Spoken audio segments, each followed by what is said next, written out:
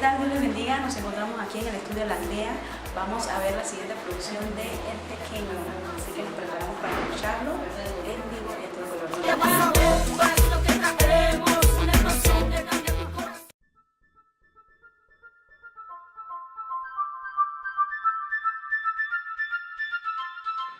Soca